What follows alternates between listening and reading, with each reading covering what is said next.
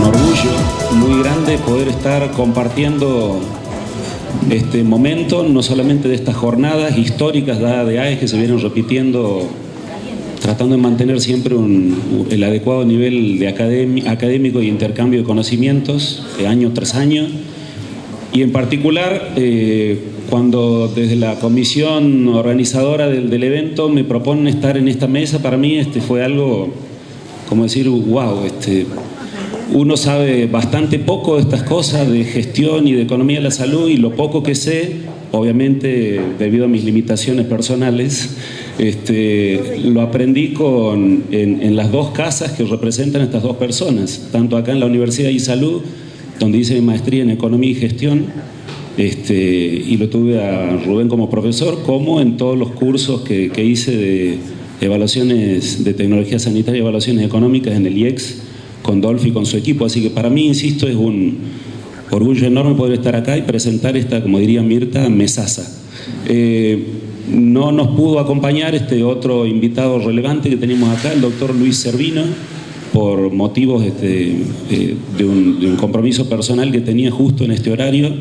Hubiese sido muy bueno también tenerlo a Luis acá participando y compartiendo este espacio, pero bueno, sin más dilaciones los dejo con el doctor Adolfo Rubinstein. Adolfo en este momento está a cargo de la Secretaría de Prevención en el Ministerio de Salud de la Nación, aparte de toda su extensa trayectoria dirigiendo la maestría de efectividad clínica en la Universidad de Buenos Aires, toda su trayectoria a nivel internacional, la Universidad de Harvard, y todo el desarrollo básicamente que tuvo desde el IEX, donde tuvo que dejar su dirección ejecutiva para en febrero de este año tomar el compromiso en el Ministerio de Salud de la Nación.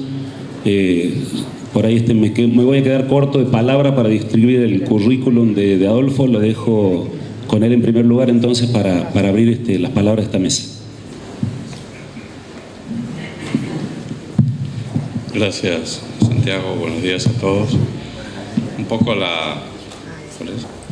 dentro de lo que es digamos el camino hacia la creación de una agencia nacional de evaluación de tecnologías, uno tiene que alinearlo con cuáles son los ejes estratégicos sobre los cuales se asienta esta decisión. Y claramente la creación de una agencia de evaluación de tecnologías se inserta dentro de los ejes estratégicos del logro de la cobertura universal de salud, que como ustedes saben es una de las políticas relevantes que atraviesa, digamos, la actual gestión del Ministerio de Salud de la Nación.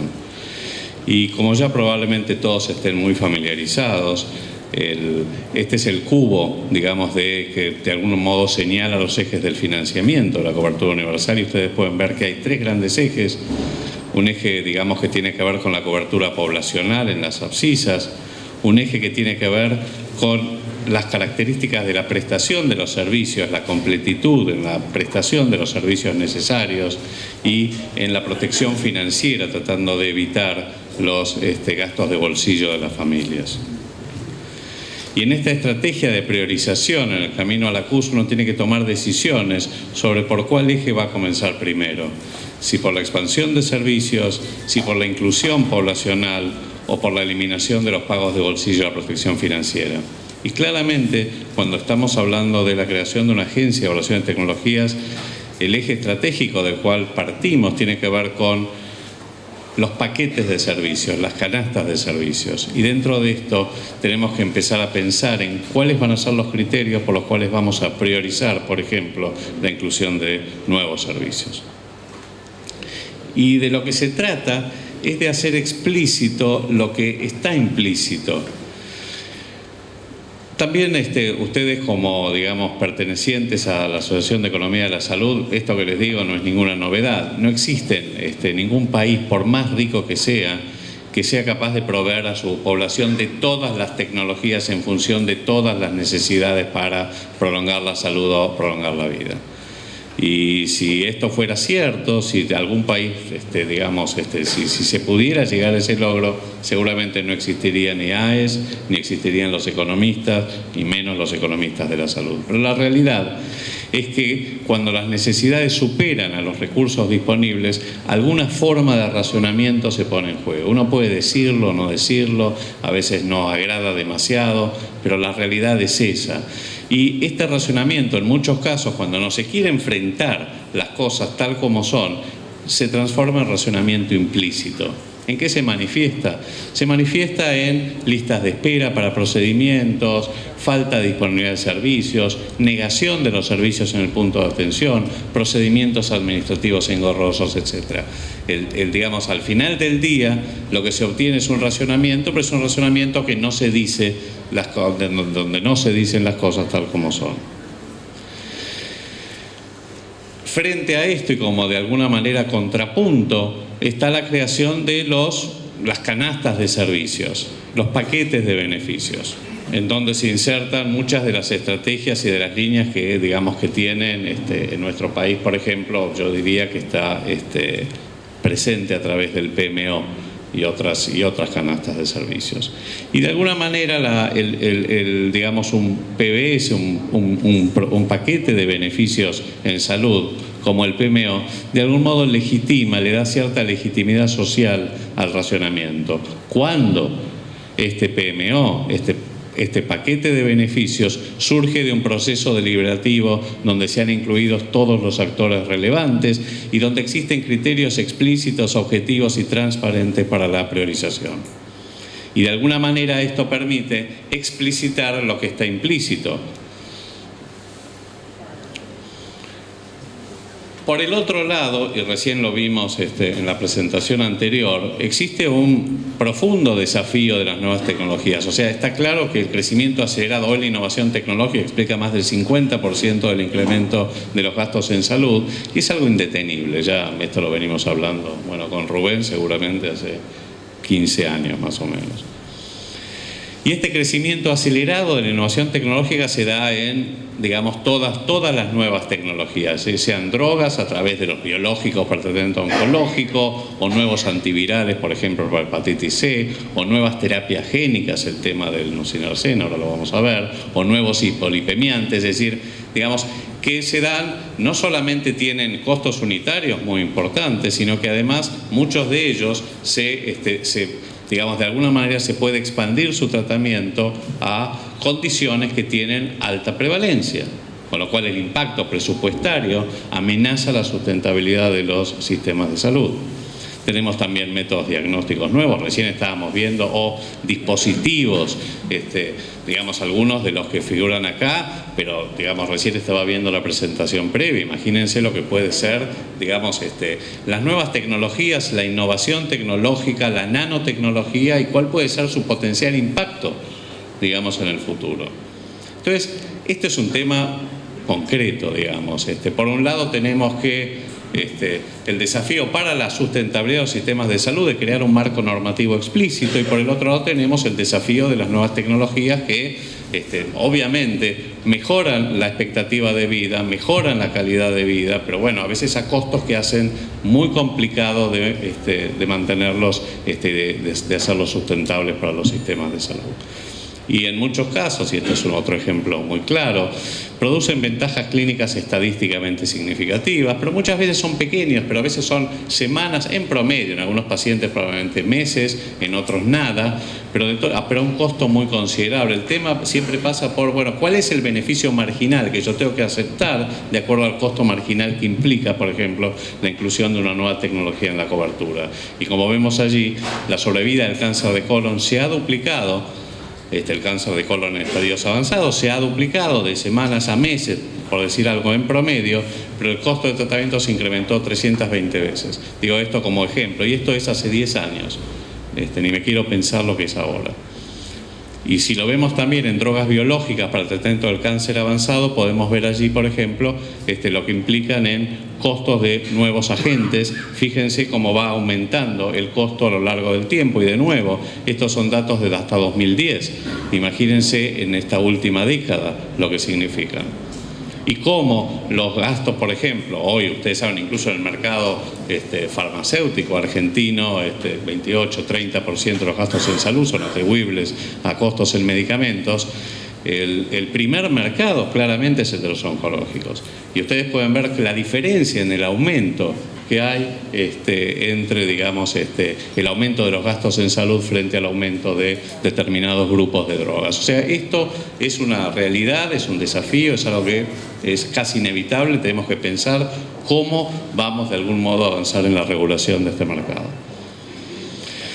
Y de nuevo, digamos, nosotros acá vemos en el proceso de desarrollo de las nuevas tecnologías existen atribuciones de, digamos, diferentes actores institucionales. Y si lo vemos en términos de lo que ANMAT, recién fue la presentación del doctor Chiale y sus colegas, podemos ver que ANMAT tiene una clara incumbencia en todo lo que significa la evaluación de la calidad, de la seguridad y de la eficacia de los nuevos productos. ¿Para qué? Para su aprobación, para su licenciamiento y comercialización. Pero eso es una primera parte. La segunda parte es qué es lo que vamos a subsidiar desde los financiadores públicos, por ejemplo. ¿Qué es lo que se va a incluir o no en el PMO?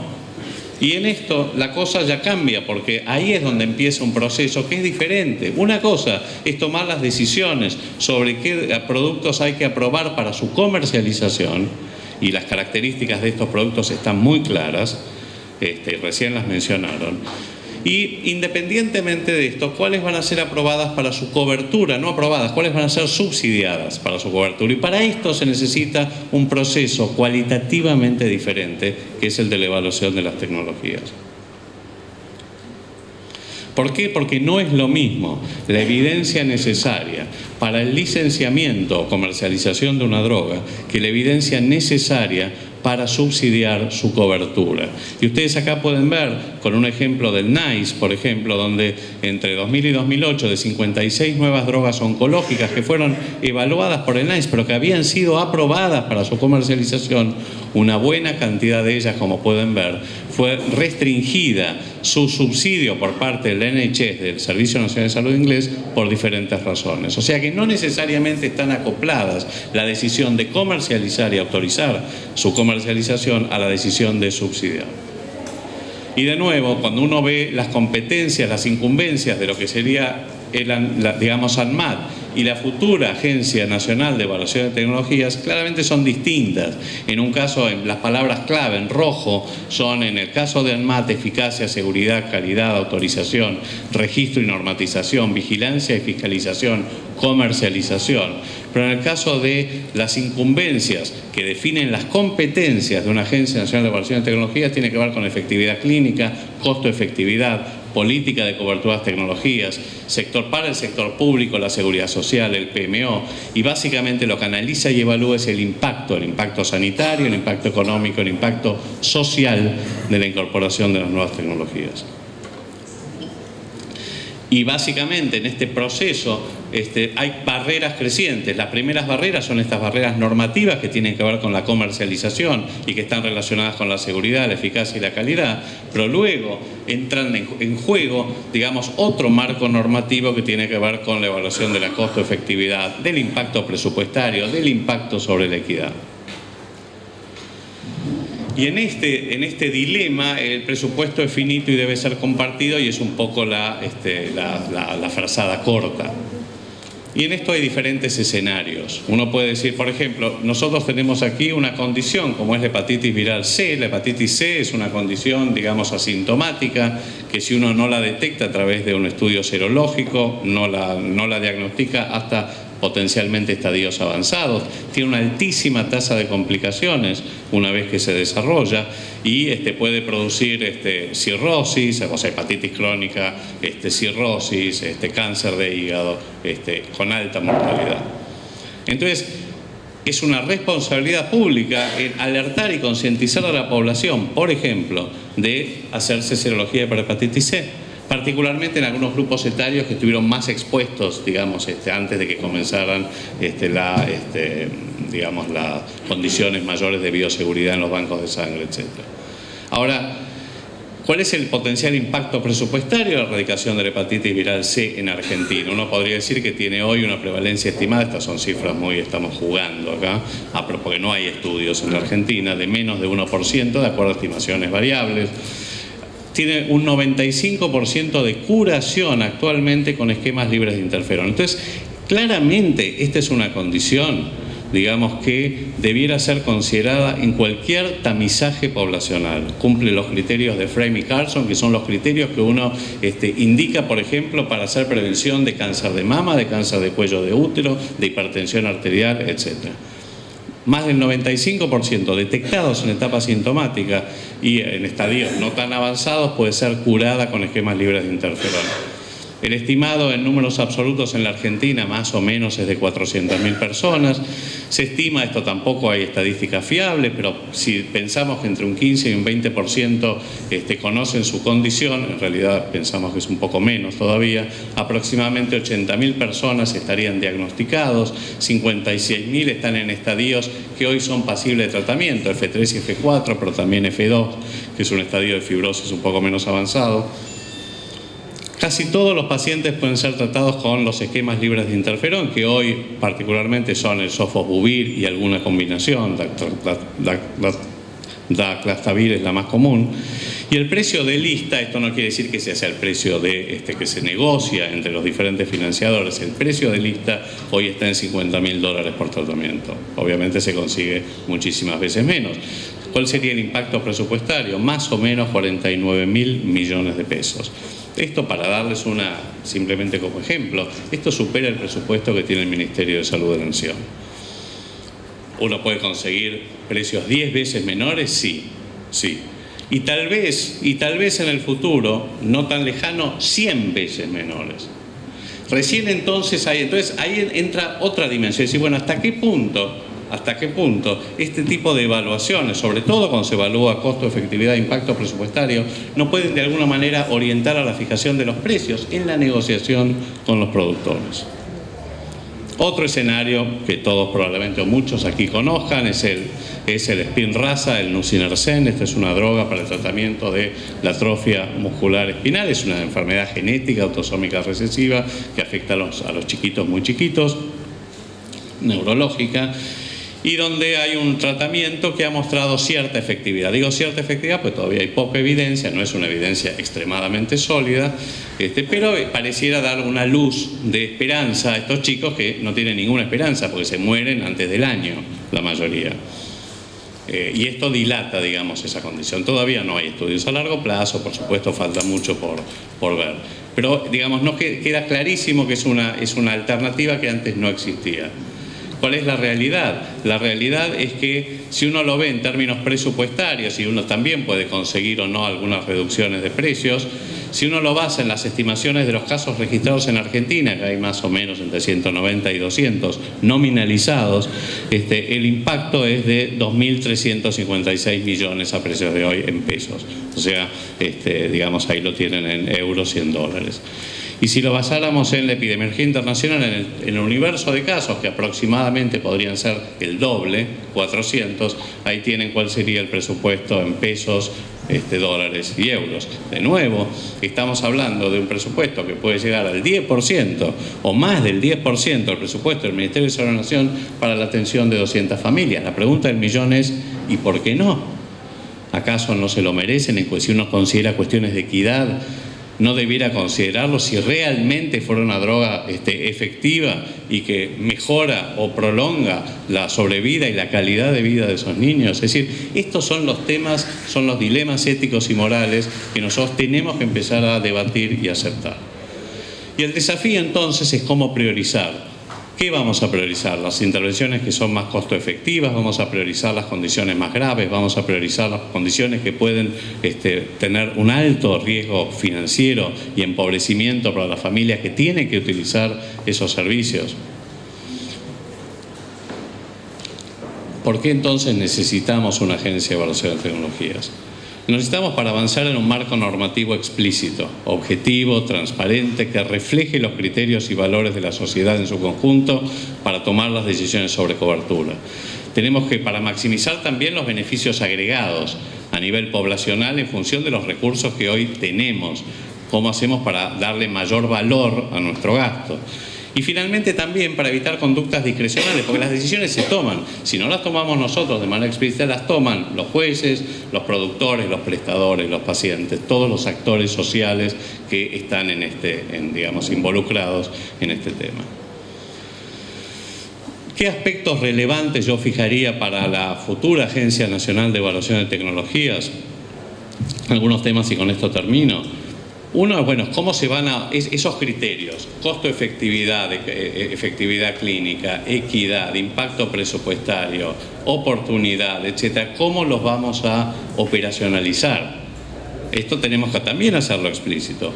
¿Cómo se van a involucrar los actores y cuál va a ser todos los actores que forman parte de esta comunidad que tiene que ver con la evaluación de tecnologías y con la producción, con la utilización, con la regulación? ¿Cómo van a interactuar? ¿Y cuál va a ser el grado de participación en este proceso de toma de decisiones sobre políticas de cobertura? ¿Cómo se van a seleccionar las tecnologías a ser evaluadas? ¿Qué tipo de recomendación va a hacer la agencia? ¿Qué grado de vinculación van a tener sus dictámenes con las decisiones de cobertura? ¿Qué va a pasar la primera vez que se deniegue la cobertura de una tecnología? Porque esto puede pasar, esto pasa en Australia, pasa en Inglaterra, pasa en todos los países, pasa en muchos de los países que tienen mucho mayor desarrollo y transparencia en este proceso. ¿Cómo va a asegurar la agencia de que cuente con las evaluaciones de tecnologías necesarias? ¿Cuáles se van a hacer? ¿Cuáles, por ejemplo, cómo se van a diseñar las guías metodológicas para la elaboración? ¿Quiénes la van a realizar? ¿Cuál va a ser la injerencia de la agencia en la fijación o negociación del precio de las tecnologías y en la magnitud del subsidio que van a dar los diferentes financiadores? ¿Cuál va a ser el momento del ciclo de vida de una tecnología en el cual hay que intervenir? Y hay que hacerlo antes de que la tecnología se disemine y se expanda, por ejemplo, entre los prestadores, justamente para dar señales concretas de cuáles son las tecnologías que verdaderamente se van a subsidiar. Porque, digamos, si verdaderamente la agencia va a tener injerencia sobre todo el sector público, incluyendo obviamente la seguridad social, una decisión de la agencia en contrario puede disuadir a los productores y a los prestadores a incorporar esa tecnología, porque no va a haber mercado, excepto un mercado muy pequeño, para poder comercializarlo. ¿Cómo se van a dar a conocer las recomendaciones de la agencia y cómo se va a monitorear la difusión y los resultados de la incorporación de nuevas tecnologías en el PMO o en entes de servicio? Esto de cómo se van a regular las prácticas tuteladas, cómo se van a monitorear los resultados, cómo se va a recomendar, digamos, los acuerdos, por ejemplo, para la incorporación de algunas prácticas a la, digamos, cobertura. Así que estos son algunos aspectos, muchos interrogantes, que por supuesto va a haber que comenzar digamos, a dilucidar una vez que esperemos se cree la agencia, y que creo que es algo que ojalá pueda ocurrir en los próximos meses. Gracias.